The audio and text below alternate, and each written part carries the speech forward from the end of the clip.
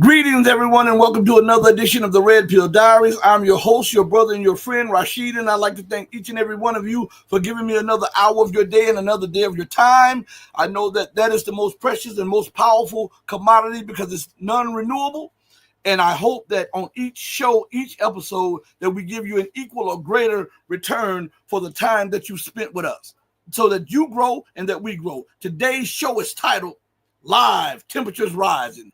The war talks get heated. Now, let's go into this real quick. Everybody's having buyer's remorse now with Donald Trump, okay? I've heard a lot of people that are angry with his picks for his cabinet. And they're saying how the cabinet reflects the thoughts of Donald. Donald he's not a politician. But I told everybody in a show that I did called Two Sides of the Same Con, C-O-N, that regardless, the system must feed, regardless of who is in the White House, the black house, the pink house, the polka dot house, the green house, or the orange house. The system itself must feed. And you don't get to a position of authority and power unless you are pre-approved. Hence, that's how Obama got there, because he had an intelligence background. That's what he did. And what they did, they molded and shaped him through his childhood years all the way up through college. He got experience in life. He learned to be a city councilman or something like that, and a so-called advocate in urban America. But all of this was being used as a template or a base as to mislead Black America into voting for this guy. All right? Because the powers that be had already ordained him to be president, but they needed to build up some legitimacy in him. Never have you seen before somebody come out of nowhere, become a senator, then didn't even finish out his term as senator and becomes a two-time president, right? I'm telling you something. So with Trump not being a politician, we must remember that he still had connections to the policies and the politics and the politicians that preceded him again, right? This didn't come out of the blue. I'm not knocking Trump. I'm just telling you the truth. I've been telling you this for the longest. What the powers be did, they selected him because they knew that had he not become president, that he could have instigated an civil war, civil insurrection, and this would have broken the American empire. So what they did, they thought about it and ran a lazy candidate against him for America to seem as though she's had, this is a democracy and this is choice. But in reality, these two were the same. They were advocating the same policies, right? Did you hear Trump's national security advisor saying there's no difference between him and Anthony Blinken, Biden's national Secretary of State? Huh? Did you guys hear that? What the deep state did was surround and force him to pick certain people. See, this is how they insulate him, right? And they control him. And the plan of that superseded not allowing him to attain the presidency again, because it could have led to the implosion of the American system before time. So they had to walk back their hatred towards him and allow him to come to the forefront as the president, but surround him with people who will mold and fashion policy, and also that have their little minions all throughout government. This is what I'm telling you.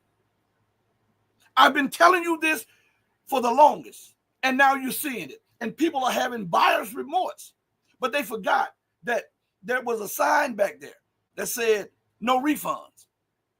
Okay? So they gave you two bad choices, and you always say, well, I'm going to take the lesser evil. Taking the lesser evil is still evil. Nobody talks about that. I've even heard some of the main platforms, alternative media, are now starting to question Trump because they thought it would all change. You have to understand something. And I ask anybody to prove me wrong on this.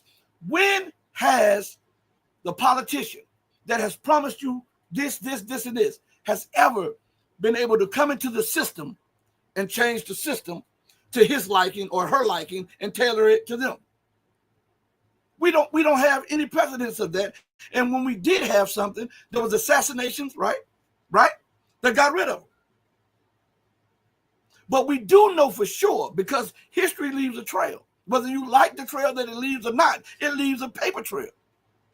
And we do know that the politicians that have high hope, I'm a politician for change, right? Didn't come and fulfill their campaign promises. What they did was, instead of changing the system, become cogs in the system to help the system continue to feed on the misery of the masses. Okay? That's what we've seen. You cannot deny history. You can say Rashid is not saying it, but when we look at history, history bears me witness, and history best rewards those who research it, right? Right? Shout out to Chad Franklin in the building. Shout out, Chad. Shout out to Perseverance Chameleon in the building. And of course, my girl Shelly is in the building.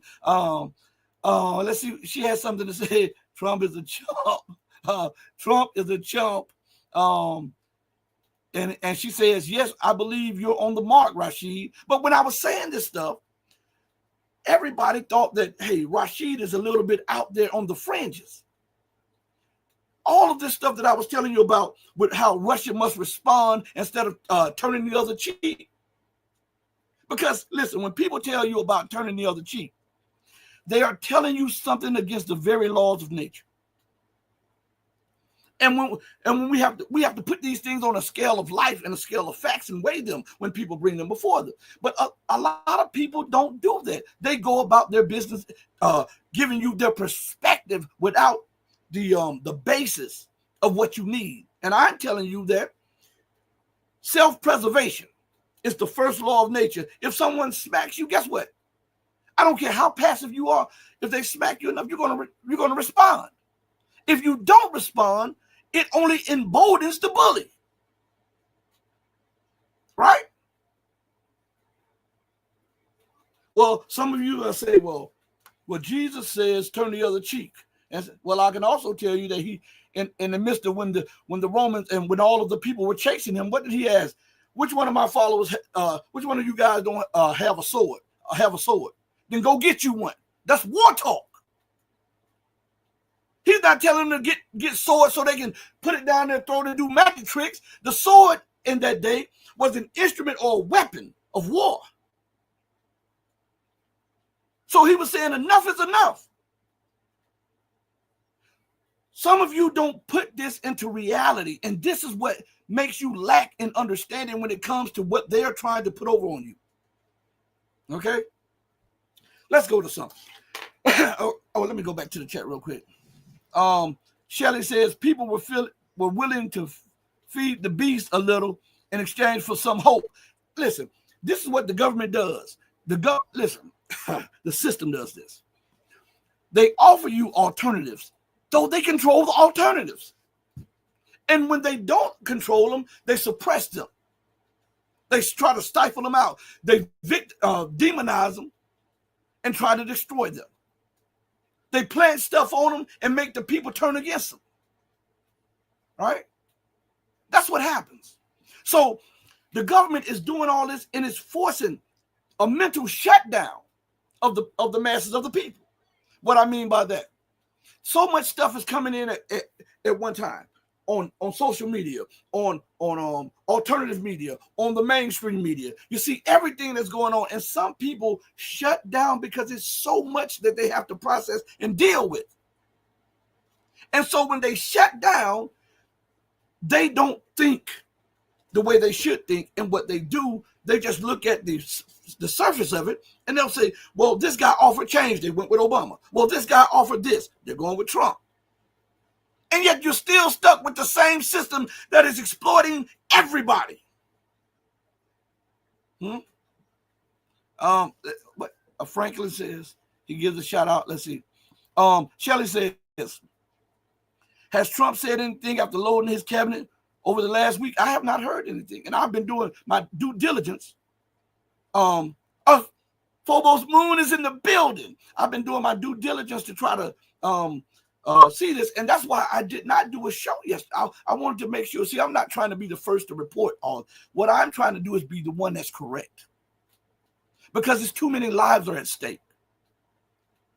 Too many, and you can have 100,000 subscribers, and if you're feeding them the wrong information, you are just as guilty, whether you know it or not. You're just as guilty as the person that is purposely misdirecting them. So I want to make sure when I'm talking about something that I've learned about it, that I know about it, and not just speaking just for conversation, or just not speaking just to hear myself talk or to gain subscribers. Man, forget that mess. If I want subscribers, I can start me one of those gossiping channels. You know, I want to reach the masses of the people who want truth. This channel is all about freedom, justice, and equality. All right. So Shelley says, Phobos Moon says controlled opposition. Absolutely. Absolutely. Absolutely controlled opposition to make the opponent look better than the opponent is. Because if you put me up against an imbecile, and say for instance that I'm barely learned to the 9th or 10th grade, and you put me up with somebody that's completely romper room, I will look like a shining star against that person. Right? You will appear to have choice, but in reality, you don't have a choice. They are forcing your choice on you. They are making the decision for you because they have an alternative motive, or alternative move, or alternative plan in play. So listen, I want to go to something, because I've been talking to you and I've been telling everybody, check my track record. No one, I was telling you guys when I was saying this, I was catching flack. And no one was saying this. Now all of the channels are talking about this, how Vladimir Putin must hit back and he will hit back and all. I've been telling you that there was a need for that. And now you hear Vladimir Putin himself saying that now we must respond in kind to this and kind to that. When I was saying it, I was on the fringe of everything. But what I was saying was only common sense. And it seems like they're starting to wake up. One of Russia's main faults, and I'm going to tell you to you in just a second. Let me get a sip of water, because I just got home and I ran and I changed the time of the show because I was going to do it earlier, but I know I was busy. My wife is out of town, so I had a lot of things I had to do, and so I set it for 7. And I said, well, if I can get home before 7, I'll do it. I'll go and change the time, and I'll try to get out a little bit more because I got a few more things I have to do. I just got home, so let me get a sip of this. I'm gonna hit Matt up this week, Shelly. I'm gonna hit Matt up this week, okay? And see when his schedule is open, okay? And I got to get back with Alex Crane. I'm supposed to get back with him tomorrow. Okay, so we're working, everybody. We're working. But I've been telling you all that Russia has misunderstood America. See what Russia does, and what the West. I mean, what Vladimir Putin does. He is looking at this through a legal lens because he's a lawyer. And he is looking at this through international law. Yeah, international law constrains other people, but it does not constrain someone who has been the hyperpower. This is what I'm telling you. They don't believe their excrement stinks. They don't believe that they have to conform and abide by the very laws that all of the other nations on the planet have to abide by. And this is a flaw in Russia's thinking when dealing with the West. Because their laws of what I call retractable laws.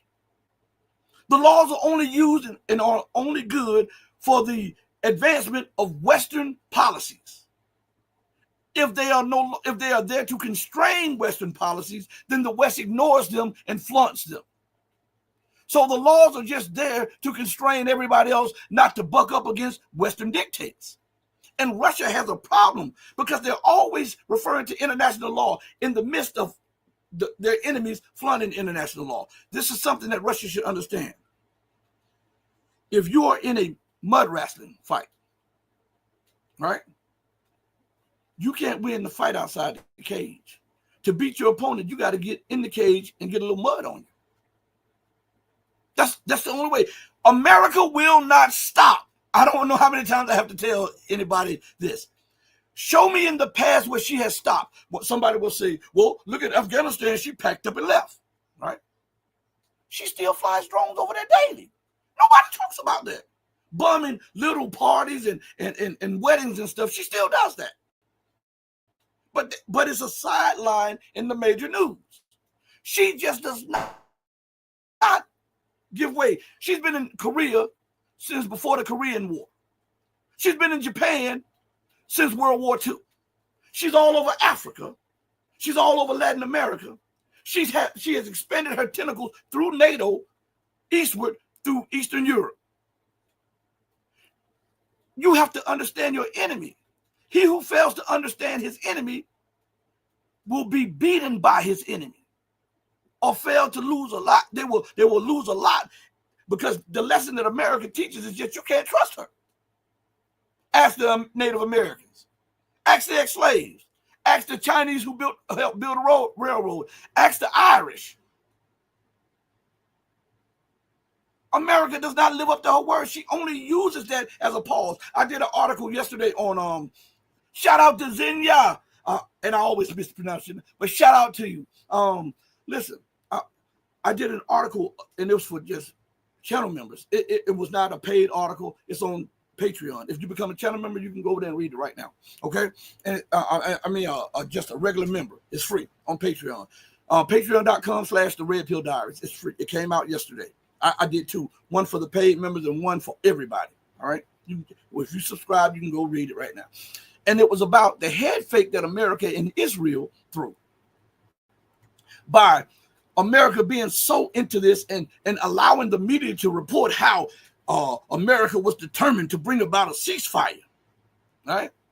And in my article, it's amazing because I sent this out on the thread that I'm on, and I sent the article out, and then I said, look at the article that comes out today, bearing witness to what I said in that article that I wrote about how this was a head fake and how America and Israel know that Israel cannot win fighting on multiple fronts and then confront Iran, especially as America is losing in Ukraine and trying to pivot to Asia against China.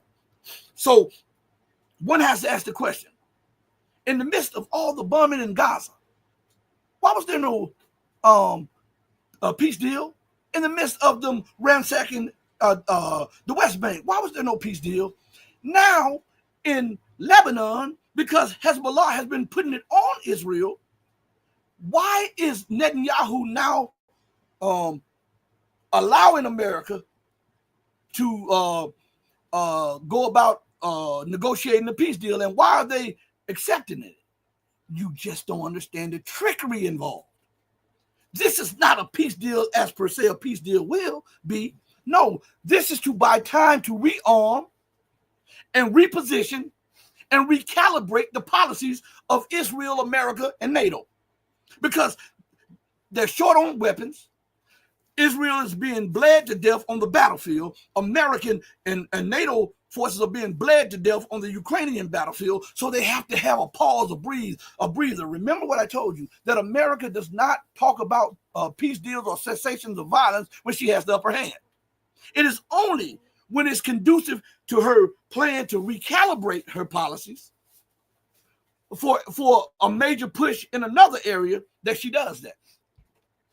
So everybody is looking at this as a great deal as it stops the bloodshedding. But who benefits the most? What do they tell you when a murder takes place? They say motive, opportunity, and who benefits. What was the motive behind them trying to feverishly come up with a peace deal, cessation of violence, when they haven't done it since last year? Huh? What was the motive? All right. Why did they take this opportunity to put so much effort behind it? And then we look at who benefits the most. You have to understand, America's image has been hit so hard by the transfer of weapons, the looking the other way as war crimes and crimes against humanity has been taking place in all over Palestine, Syria, Lebanon, and Iraq, and now in Ukraine. The Israelis have been taking a beating in the media, plus they're at odds with each other in the government, plus there's a civil insurrection going on. The people are demanding that the government step down. Why? Listen to me good. Who benefits the most for this? Is it Hezbollah? No. Because remember, Hezbollah was not advocating a cessation of violence. They were saying, now we're going to hit you as you hit us. And notice that this comes after Hezbollah starts hitting Tel Aviv and the other major areas. But as long as Israel was allowed to hit Beirut and there was no backlash, guess what? There was no cessation of violence. But when the Tel Aviv was hit, all right, when that port in Haifa was hit, when the Israeli intelligence center was hit, when their covert military base was hit, when the Air Force general was killed, all of a sudden we're suing for peace. You didn't sue for peace as the bombs rained on children in hospitals. You didn't sue for peace as women were being victimized and raped all across Gaza. You didn't sue for peace then. You didn't sue for peace when you bombed 6 and 7 square blocks in Lebanon at a time. You didn't sue for peace then. It's only when all of these things mounted up as they were taking casualties on both sides of the border of occupied Palestine. Huh? And now, with this cessation of violence, it allows America and Israel to regroup, rethink, and recalibrate. And rearm. Because remember, Israel and Ukraine were both at loggerheads over the supply of weapons. And we know that the U.S. and NATO was running dry on weapons.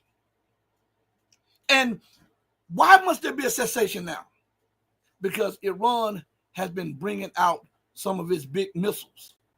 And Iran has been letting the world know that True Promise 3 is coming.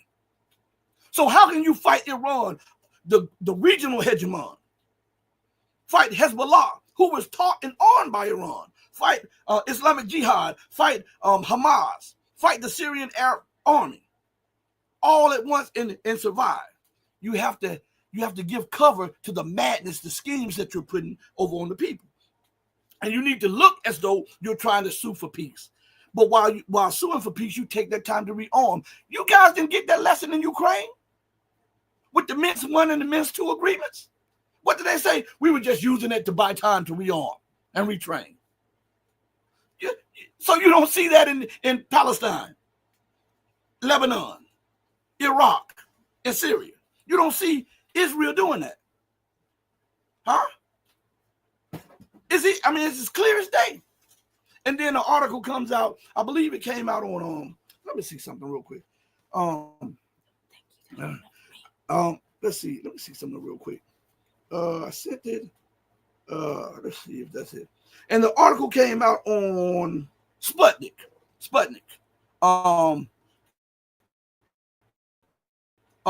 So this article comes out on Sputnik, and it says a ceasefire deal. Netanyahu focuses on Iran.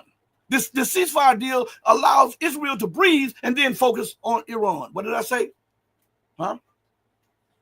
They need to breathe, rearm, and recalibrate. So this is more for Israel and the United States than it is for the Palestinians, for the Syrians, for the Iraqis, or for the Lebanese. Man, they trick you guys all the flipping time. These people are masters at tricknology.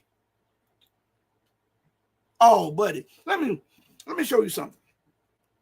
Let me show you something on how things are. So I'm going to bring something up on the screen, okay? And we're going to let Scott Ritter talk to you guys for a minute, because I'm going to jump from subject to subject tonight because I have a lot to do, and I'm trying to address a lot of things at one time. But like I said, that article on Sputnik bore witness to the article that I did on Patreon. For it's free to all members. If you're a free member or a paying member, you can go. But then there's another article on there that came out last night too for paid members. It's about what's going on in Iran. Iran is preparing for some major on it. But I want you to check this out. Let me bring this up on the screen. All right. And this is my content, so I can play it. I want you to listen close to this. All right. Let me play it now. That's the reality. Do you think because he's so not there anymore that Victoria Nuland and the whole crew are the ones pushing the policy and the aggressive stance towards Russia? Because it seems like every time she says something, within weeks or months, the United States is pushing that policy towards Russia. There is, even when his brain worked, I remember, he ran on a platform when it comes to the issue that I'm really concerned about, nuclear war, nuclear weapons. He ran on a platform back in 2020 that said, if I'm elected, America will walk away from its current nuclear posture that's based upon the premise of preemption, and we will reassume what we call the sole use doctrine, that the only reason nuclear weapons exist is as a deterrent to prevent other nations from using nuclear weapons against us. That the only way we will use nuclear weapons is if we are attacked with nuclear weapons, and then our response will be overwhelming. And the fact that it's an overwhelming response and the horrors that will be brought about it should deter people from attacking us.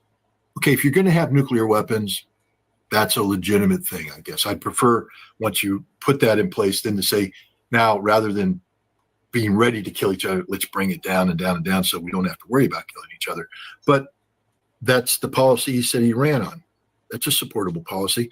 But 2 years ago, I attended a reunion of, arms control inspectors like myself who were involved in the actual elimination of nuclear weapons, and the negotiators, everybody involved in the Intermediate Nuclear Forces Treaty came together for a reunion.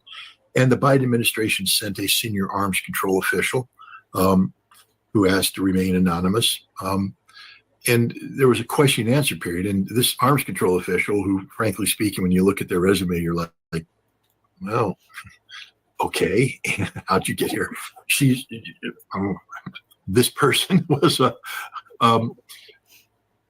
being asked questions by people whose resume said nothing but arms control, people who not only theorized about it, but did it and were the first to do it, who wrote the book.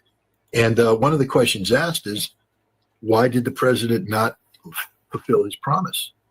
And the answer was, well, the interagency wasn't ready for it. And I'm sitting there going, whoa, wait a minute. We're all looking at you going, the interagency. Now, the interagency, you speak of, when I was involved in all this, we had something we called the interagency process. And what that is, it's how you make policy. The executive has a policy that they want to be implemented, but it has to be considered by the agencies involved. And so the National Security Council will create an interagency working group that brings people from the Department of Defense, Department of Energy, Department of State, Department of Treasury, and they all come together and they say the president wants to do X, Y, and Z, and then they come up with the policy, and then they brief it to the National Security Council, who then takes it to the president, and they work it out. It's a process, the interagency process. The people in the interagency working group report to, cabinet heads who were nominated by the president and confirmed by the Senate. So you see, there's this democracy thing going on here, where we, the people, actually count, because the senators that are confirming are people we voted for, and the president who's overseeing is somebody we voted for. We know all this. Nobody voted for the interagency, and yet now the interagency is a standalone thing. The interagency wasn't ready for it. What do you mean? The interagency should be fired then. I mean, if I'm the president of the United States, I'm the executive, and I turn around and I say, this is the policy I want, that they come back. See, it'd be one thing if they said, Mr. President, we're doing a process and we have disagreement with the Department of Defense and all this stuff, and we'd like to talk to you about this so we can best come up. That's the process. That's okay. But the interagency is not a standalone entity that gets to tell the executive, we're not ready for this. Well, then you don't exist anymore. That should have been the answer from the president. You're fired. Like Donald Trump said, you haven't fired anybody, Joe. You haven't fired anybody. The interagency wasn't ready for it, which tells you something, that now there's this unelected entity in Washington, D.C. called the interagency. Now, we can call it other things. We can call it the establishment, the swamp. We can call it the deep state. It's an unelected power base that's in control. And they've been there for some time now. This isn't unique to the Biden administration. Vladimir Putin sort of mocked it a while back when he talked about, every president runs and says they're going to do this, that, and the other thing. And then once they become president, men in a dark suit sit down with him and tell him the reality. And suddenly he changes his mind because you can't go against the establishment. This is disturbing. It's one thing if we have a president who has his cognitive abilities intact. He can push back and wrestle the establishment, work with the establishment, not fight the establishment, whatever you want to say, but at least he's there doing something. But when you have a president who is literally brain dead, teetering along, have to be, held by Joe Biden and brought in and have people whisper in his ear, hold a card that tells him what to say. Who wrote that? Who wrote the card? Mm-hmm. The president didn't write the card. The president's being handed talking points from people who are right. Who wrote the card? Based upon what instructions? What's the foundational principles behind the words on the card that the president's now saying and doesn't even understand what he's saying? This is the problem. This is the danger right now. So we don't know who's writing the card. We don't know who's doing it. They weren't picked by us. They're just doing it. And this is what makes the current situation very, very dangerous. If Donald Trump was the president, I may not support the policies, but at least I know who to blame. Mm-hmm. Donald Trump. Mm-hmm. And if there's establishment, we saw that the establishment sabotaged him on North Korea. At least I can turn to Trump and say, shame on you, because your brain still works. You gave in to the establishment. You were supposed to drain the swamp, but the swamp drained you. And Trump has no defense because his brain works. You can hold him to account. What are you supposed to do with Joe right now? Joe, you're wrong.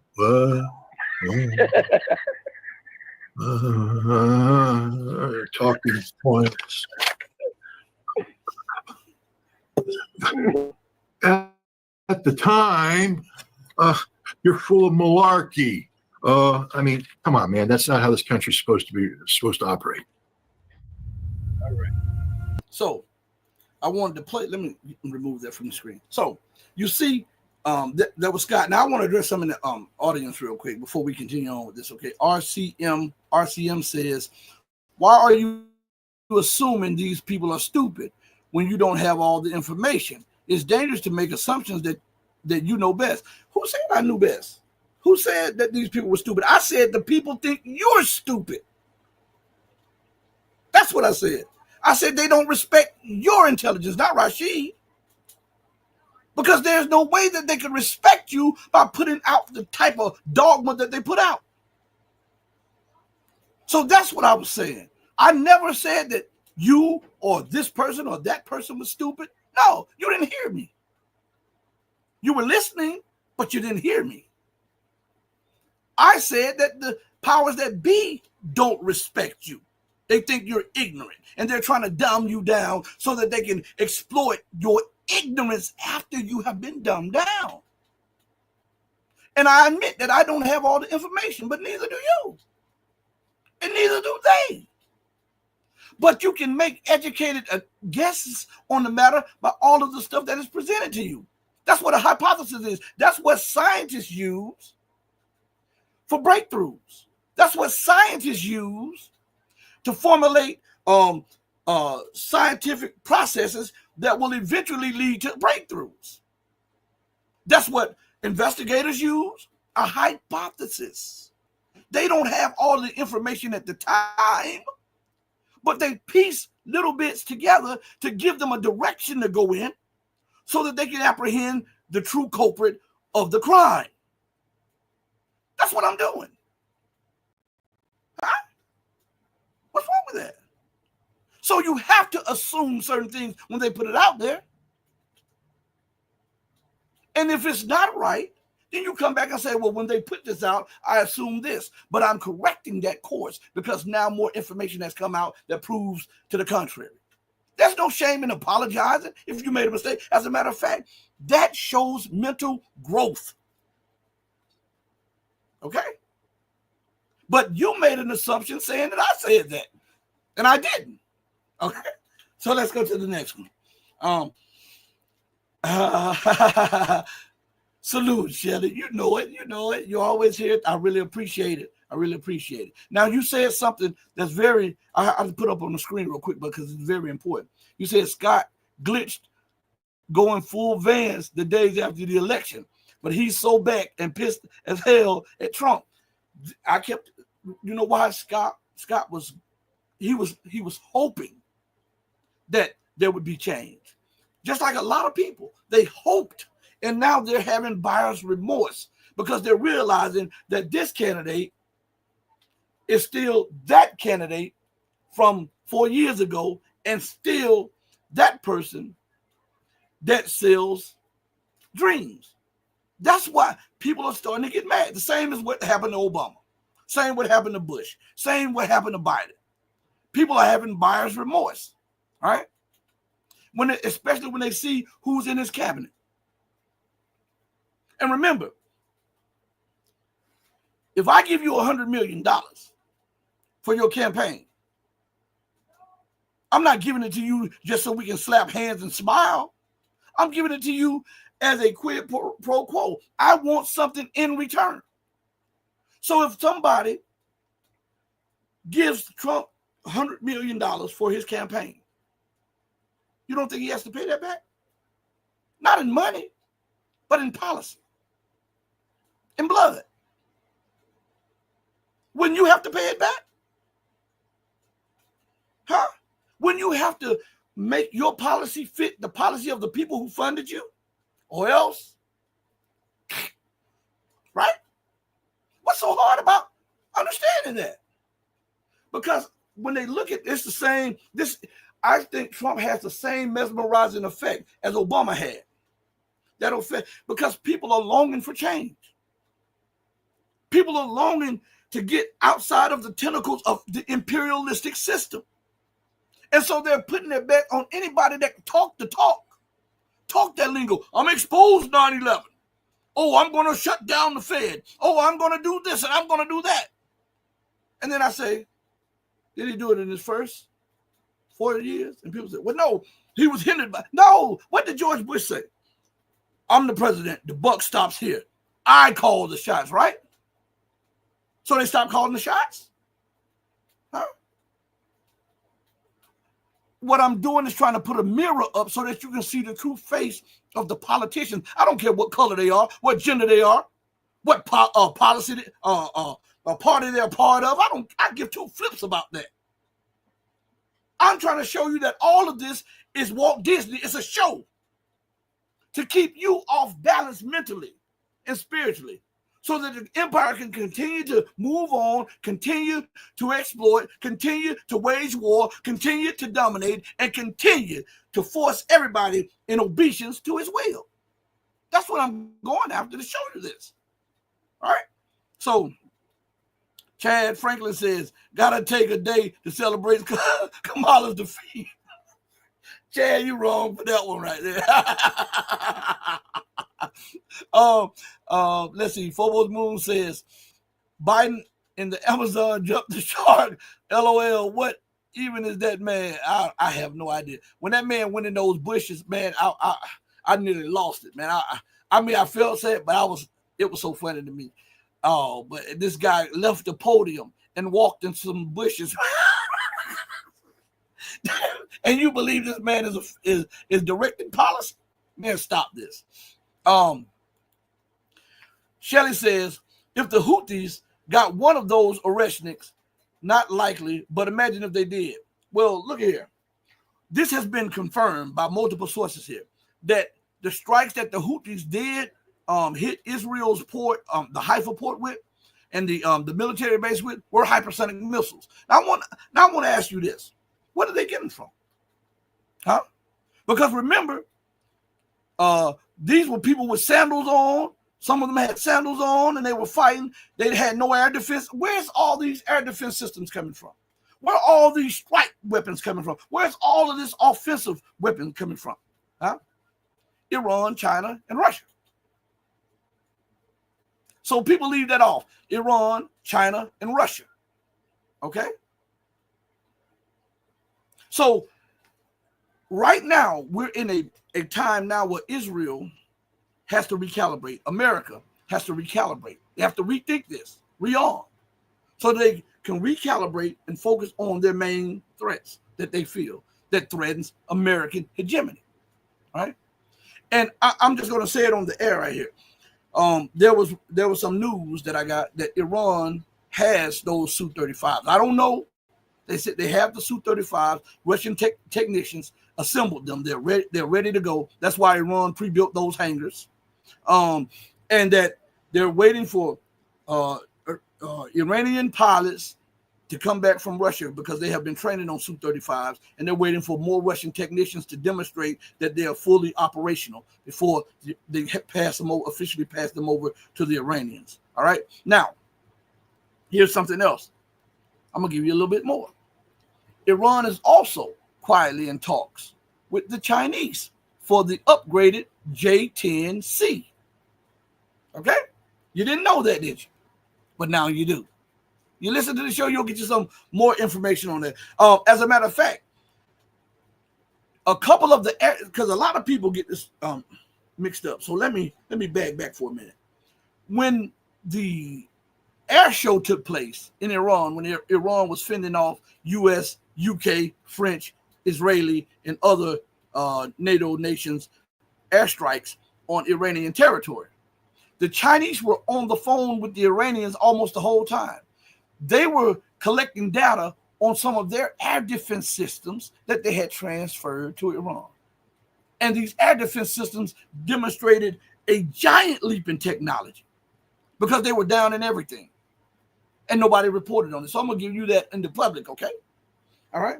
So we're looking at a clash of civilizations, everybody. Okay? What do you think out of the blue? Because a lot of people also have this misconception that any advanced technology that China has, China gets it from Russia. Nobody assumes that it's the other way around sometimes. All right? No one assumes that.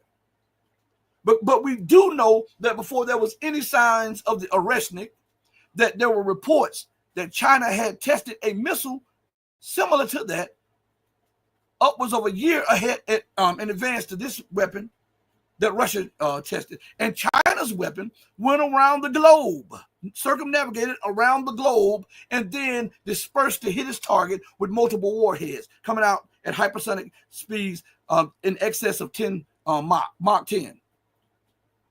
This happened a year ago, and then they did it again, and the United States was watching it, and China did it for the United States to watch.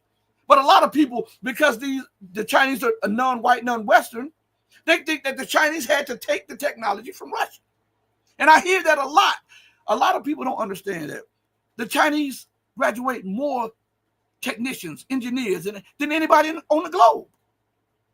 Surely, if you do that over time, the technological advancement tilts towards the Chinese. Russia has no rail guns. China has working rail guns on their warships. The thing that America had a decade in technological advancement over the Chinese has working versions of it. Did they steal the technology? How in the hell can you say I stole from the U.S. when they can't even, they canceled their program because they could not make it work? But the Chinese actually have them on their Type 55 destroyers. How? But that's that Western mind. If the Chinese does it, if anybody outside of the West, they had to steal it from us. They had to take it, had to be from us, and they went in and worked it out for their own. But they stole our technology. That is arrogant as hell. Nobody tells you. America loves to say stolen technology. Why don't they say that they stole German technology?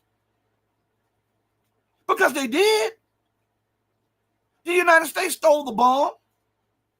The United States stole the German technicians for the bombers, for their ballistic missiles, from the Germans. But nobody talks about that, right? Man, stop this, man. Stop it. Stop it. All right. So let's go to something real quick. All right. See, I give you facts. And we talk. Oh, shout out to my guy, Joel Bradford is in the building. Shout out to Joel. All right. I see you, Shelly. Shelly has been laughing in the chat. But let's go to something real quick. Where is it at? So there's an article out today, and I'm not going to keep you long. I just wanted to talk to you guys, but since we'll do it 10, 20 more minutes, okay?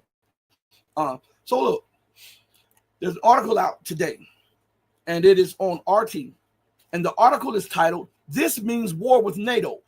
Are U.S. Tomahawk missiles coming to Ukraine?" Now, let's go back to something that I've been telling you guys since this war started. If Russia does not strike the source of the problem, do not expect the problem to cease. I'm going to say that again. If Russia does not strike the source of the problem, do not expect the source to cease. If I continue to have headaches every day, right? And all I do is take an aspirin or take a Tylenol every day, it may numb or blunt the pain for a while, but having it every day signifies that there's something more than just a regular headache. So common sense would tell you, let me go find out, because it could be something more serious. So you have to go to the root of it so that you don't suffer death or any other ailments, right? Because it's like a car, it's like a knock-on effect. When one thing goes bad, another thing goes bad, right? All right? So now I'm telling you that just striking it in Ukraine is not going to get it.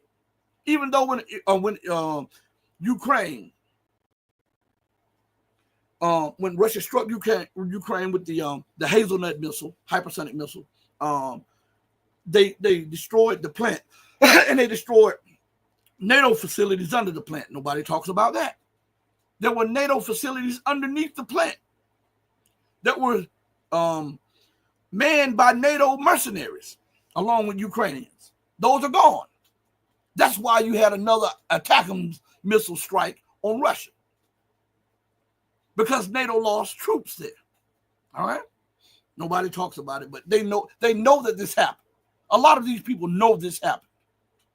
All right. So listen. Phobos Moon says, and I'm gonna read the article in just a minute. The question is how many hundreds of pilots from Iran and Yemen got into Chinese cadet programs. I'm quite confident it's happening because the Chinese have nothing to lose. Right. The problem with China and Russia is they try to play by the rules of the international order, and it constrains them. America, when she feels constrained, she just throws the rules out the window. And you cannot fight a successful war if one person has all of the shackles off of them, and you have your hands, your legs tied, you have your mouth taped, you have your eyes blinded. You cannot fight a successful war. You have to talk the language. And what's funny is I tell you guys this all the time, and I heard a pundit say this, and then I heard two other huge websites say this, and I say that evidently the language that Russia is speaking to the United States and NATO, they are not understanding it. And common sense would tell me if I'm trying to communicate with you and you show me time and again that you're not understanding the language that I'm speaking, the only way that I can convey to you what I'm trying to say is to learn your language and then speak it to you. And that's what a lot of people are saying now. The stuff that I was getting called out over. Russia needs to learn the language of America. You cannot talk to the hegemon with international law. You cannot talk to the hegemon about war crimes. And look what Lindsey Graham says now, as long as that illegitimate court in the Netherlands got Charles Taylor of the African nation, it escapes me right now, it'll come back to me, and got Slobodan Milosevic and then put a warrant out for Vladimir Putin. Oh, Lindsey Graham was talking about this is a moment in history. The court is legitimate and blah, blah, blah. As soon as they put something out against Benjamin Netanyahu and Gallant, the war secretary of occupied Palestine, then they're talking about sanctioning, even making war against the court and their allies. Again, they don't let international law, crimes against humanity, war crimes, or any of that stuff constrain what they're doing policy-wise. And Russia and China, they do. You cannot fight a successful war against this empire because this empire is bloodthirsty. And if you slip one time, it's over. Look what happened to Nasrallah. After negotiating a ceasefire, the United States, when he came out of hiding, the United States monitored him, monitored the Iranian generals, monitored his team, waited right till they got in the bunker, gave Israel the go, sent the AWACS up. They had already pre-positioned those bunker busting bombs. Remember, they were transferring bunker buster bombs to Israel months prior to the bombing of Lebanon. They weren't using bunker buster bombs in Gaza. So what were the bunker buster bombs for? They wanted to eliminate the resistance. So they eliminated Nasrallah. Israel tried to decapitate Hezbollah's leadership. They went after Hamas's leadership. All right? You cannot negotiate and trust these people. Every time there was a negotiated settlement, Israel killed the negotiator. How in the hell can you have a negotiated peace when the negotiator is being murdered? How can you negotiate with people who show no mercy towards little children? Children, women, little boys, little girls. And you want to talk about having a peace agreement? Man, stop this. Stop this. Stop it. Stop it. And you believe that America is going to honor this? You believe that Israel is going to honor this? Man, that's how they get you. So let's see. Phobos Moon says, yeah, Rashid, you are 100% right on this, and you called it before it almost. I'm telling you, I've been saying this stuff for the longest. is going to be that missile facility in Poland they made for Iranian missiles. I got what you said right there. When the treaty subsided, right? It's going to be more than that if they keep on. Remember what I told you guys before the Ukrainian conflict. What did I tell you guys? There are going to be 3 major conflicts. 3 major. All right. There will be a regional conflagration in the MENA region. That's the Middle East and North African region, which is West Asia. What are we seeing going on right now in the preparations of? Huh? I told you there will be a regional war in Asia. I said, and China is going to put its foot in America's backside. And China is going to beat them so bad, as it was told to me, that China is going to roll over America and her allies in Australia too, like a parking lot. Like one of those that lays asphalt in the parking lot. They're going to roll over them. And Japan and all of those nations that were so-called allies to the United States, they're going to flip. They're going to flip her. And they're going to join China. Because regardless of what you say, China never dropped a nuclear bomb on Japan. China didn't go in the Philippines raping and pillaging the Philippines.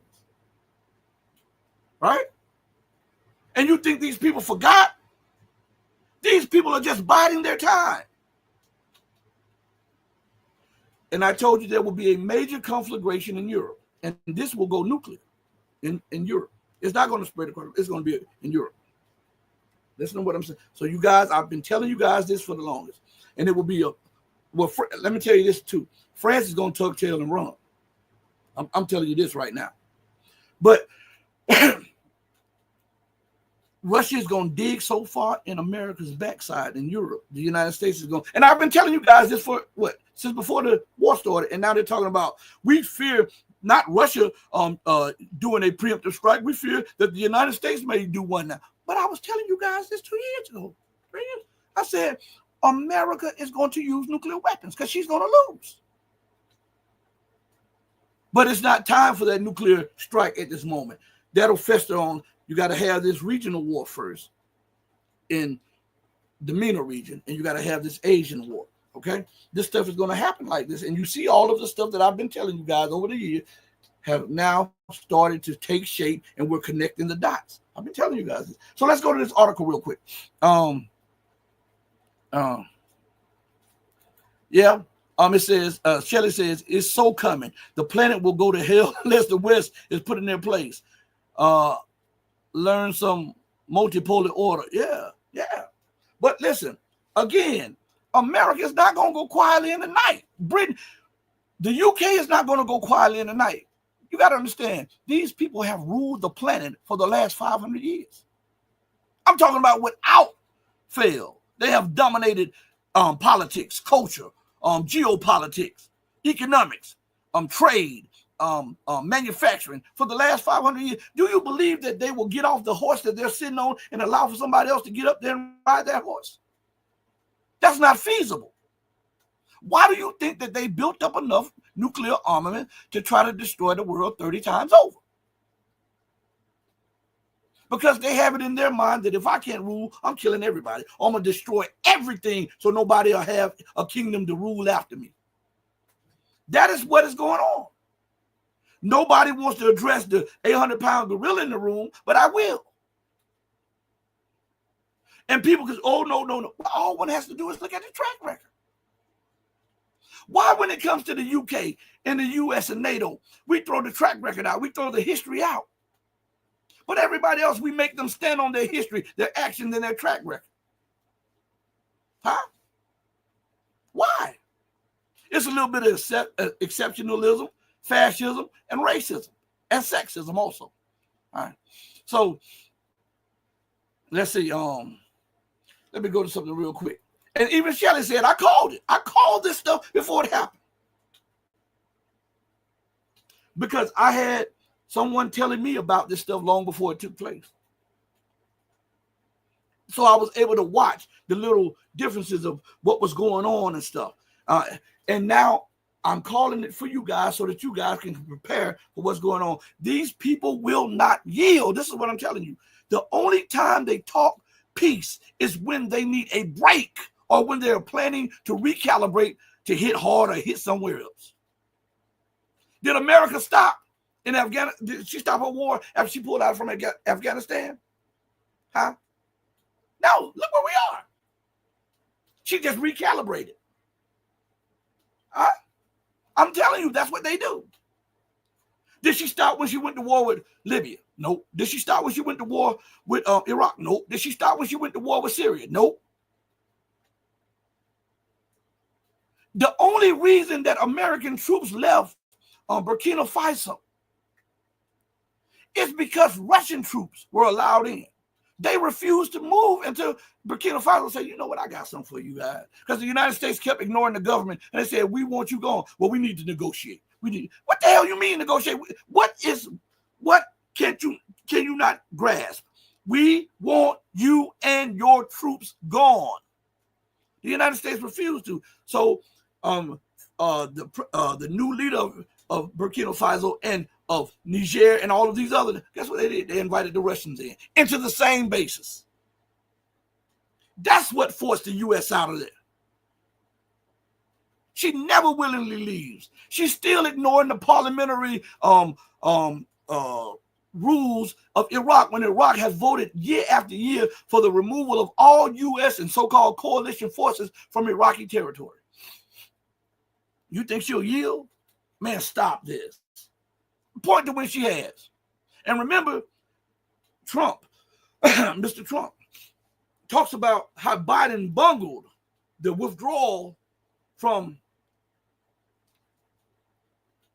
Afghanistan, right? He was the one who initiated it. Go look it up. Now, I'm not talking about Biden. I'm talking about Trump. That gets looked over too. And everybody know how much I dislike Joe Biden. But I have to tell the truth about Trump too. I'm not going to spare nobody's feelings. Truth does not spare feelings. Truth is to be embraced by those who love the truth. And sometimes it's going to hurt you. It's going to hurt you. So let's go. Shelley says, yep. British, East India, China taking England after their civil war. Check this out. Let's go to the article real quick. The NATO Parliamentary Assembly must know its call to supply Kyiv with medium-range missiles would provoke a direct war with Russia. Now, right here. America says that every nation should be able to choose, right? This is what she says. This is what all NATO nations are saying right now. They're following the same line as America. And they say that they are allowed to deploy their stuff anywhere on the sovereign territory of a NATO member or any nation that will allow it, right? Now, if Russia did that in Venezuela, Chile, Costa Rica, Panama, down in Bolivia, or in Cuba, how would America react? Huh? If Russia said, "Oh, we're just deploying an anti-missile defense system in Cuba, and we're just loading nuclear weapons into Cuba to fend off Osama bin Laden and Al Qaeda," do you think America would buy that? So what makes you think Russia should? An eye for an eye, a tooth for a tooth, right? I don't like this stuff where Russia let the West dictate the policy because they're always forced to react. They're always reacting to provocations. You cannot get stability or peace in a position where you are always alert and you always have to react to something. Sometimes you have to go on the offensive and make your enemy react. Throw them off a little bit. And I don't believe that Russia is doing this. Yes. No reverse gear. Yeah. Phobos Moon says, I am a Burkina fan. They kicked out the U.S. and within a month were publishing drone videos of their new air forces crushing terrorists. The U.S. never even bothered. That's what I'm saying. France, all of them did the same thing. What they did, they supplied weapons to the terrorists enough to keep the government threatened, so that it would be a justification for them to remain in those areas so that they can loot the resources. and they can control the region and prevent the Belt and Road from making its way to Africa.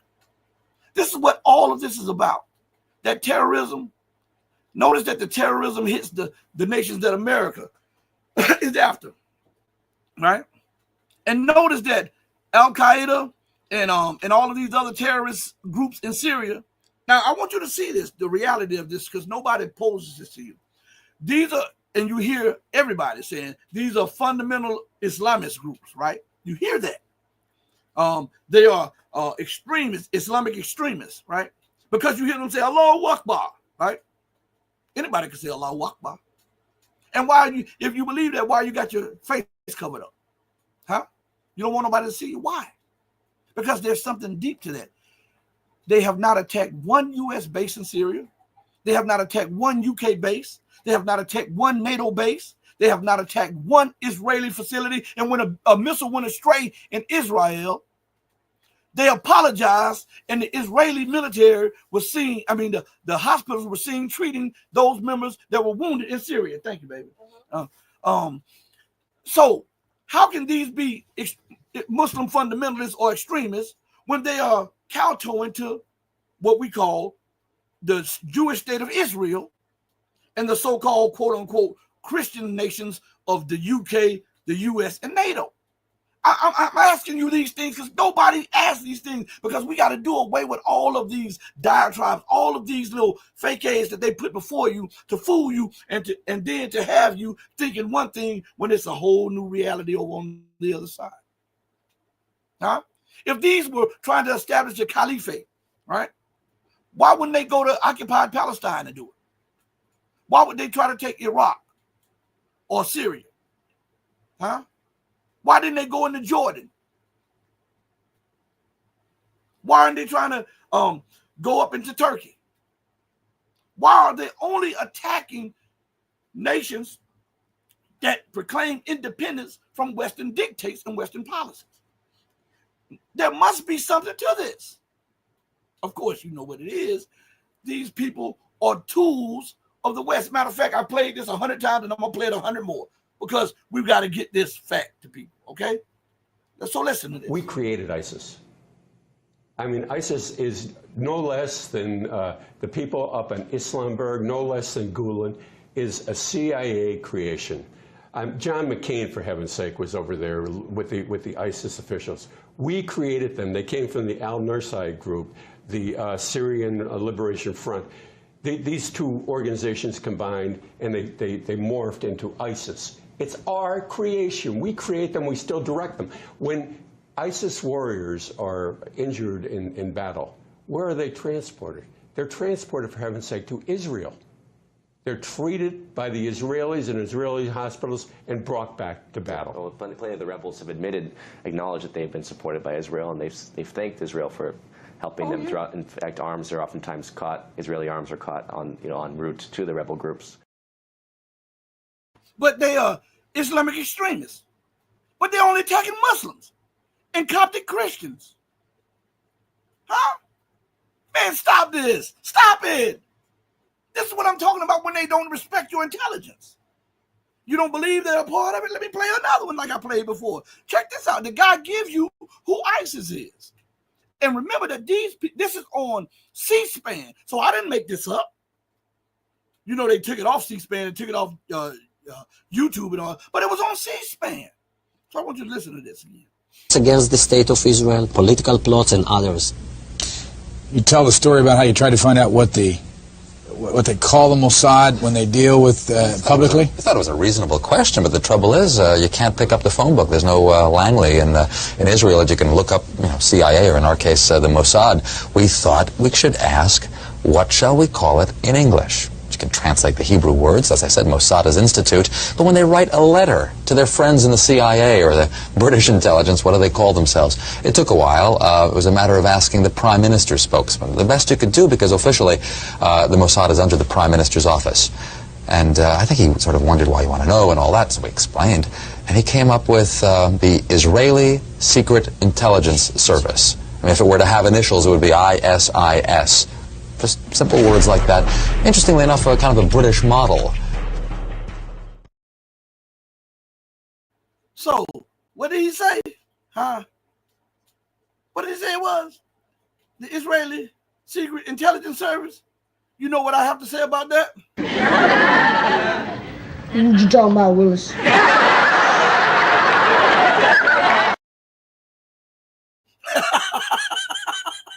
So, again, listen what the word Al-Qaeda means. It means the base or the database. This was the database put together by Obama's mentor, Zbigniew Brzezinski. So how can these people be fundamentalists or Islamic terrorists when they are working for the so-called Christian West? Real Christianity, I'm not talking about. I'm talking about these people who perpetrate, okay? All right? So how could this be fundamental Islamists? Remember, let's go back to something. Let's backtrack for a little bit. Because Britain, you're not getting out of this either. Because Britain mandated, and who the hell mandated Britain over Palestine? They made a people in their own land refugees through their own mandate to give to people in Europe who claim to be Jews. Now, the common sense tells me this, and I heard a lot of people say, well, if they want the Arab states have enough land to give these people their own territory, it's not even about that. Germany had enough land to give them theirs too. Because it was the Germans, according to what you guys say, that put them through the extermination camps and all of that stuff, right? So why didn't the Germans have to pay the price?